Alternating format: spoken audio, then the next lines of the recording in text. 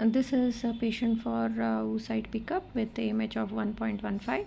So here it is the transvaginal probe, the OPO needle which I am threading into the probe guide, and this is how we see it on the scan. The right ovary is accessible. I'm going to start taking out the follicular fluid using the single bore needle, and also I'm using the suction at 110, and this is how we do it. So under ultrasound guidance, we go and prick each follicle and aspirate the follicular fluid.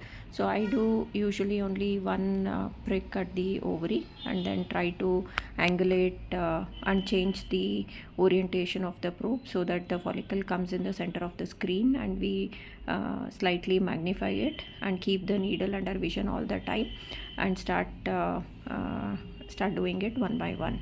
The foot on the suction machine should never be taken off, and I don't ease the suction pressure till I finish one ovary. So only when I think that the follicle is quite away from the prick site and I have to move the needle too much on the surface of the ovary to reach that, only then I take out the needle and then I make another prick. You can see here the left ovary is not accessible.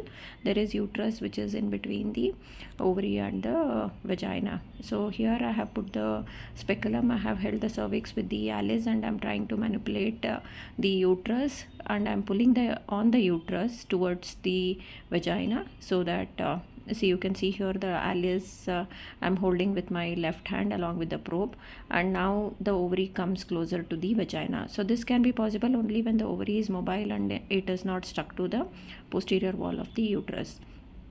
So again the similar method of oocyte aspiration is followed, where I go to each follicle one by one, and this is helped if we turn the probe 90 degrees so that we can visualize this ovary, and once we make one prick, then we can slightly pull the ovary with the pricked needle so that the ovary comes closer to the vagina.